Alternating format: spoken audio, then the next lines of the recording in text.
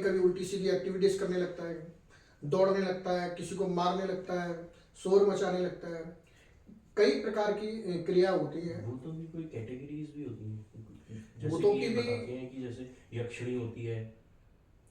देखो, यक्षिणी भी होती है, भूतों की भी कैटेगरी होती है, भूत होते हैं। सबसे नीचे स्तर के जो होते हैं वो भूत होते हैं। हाँ जो जी, मैं कि यही पूछना चाह रहा था कि वो पता चले नीचे से ऊपर तक का पूरा क्रम क्या होता है नहीं, उसका। देखो, नीचे से ऊपर तक के क्रम भूत है, हम्म। फीमेल पूतनी है, हाँ। सब जानते हैं। जी। और उसके ऊपर के स्तर के जो है प्रेत है, अच्छा। प्रेत है, उनसे ऊपर प्रेतराज है। हम्म। फिर उनसे ऊपर के उसी लेवल के कभी उससे ऊपर के देवता अघोरी हैं, जो शमशान के जो मुखिया होते हैं। हाँ जी। अघोरी हैं, भैरव हैं, महाकाल भैरव हैं। कई प्रकार के भैरव होते हैं, 13 प्रकार के भैरव हैं। अच्छा। इसमें महाकाल भैरव भी हैं, शमशान भैरव हैं, हनुमान जी के साथ भैरव जी चलते हैं।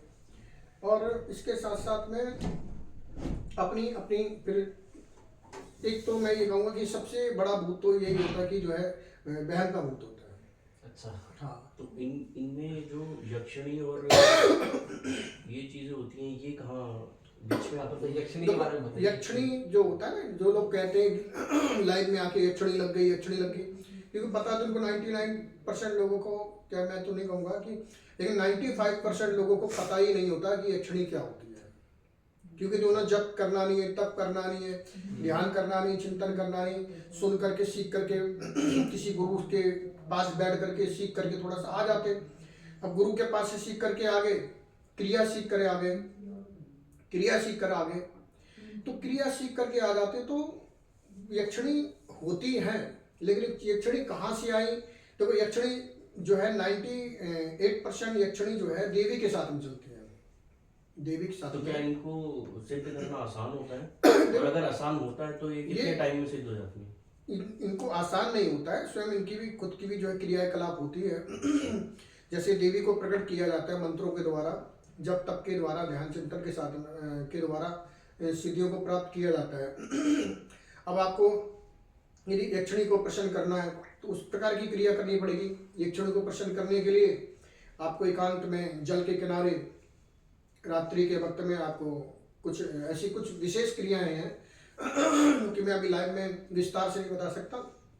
विशेष क्रियाएं जो कि करने से यक्षिणी प्रसन्न होती है। मंत्र ना बताइए, क्रिया तो बता दीजिए।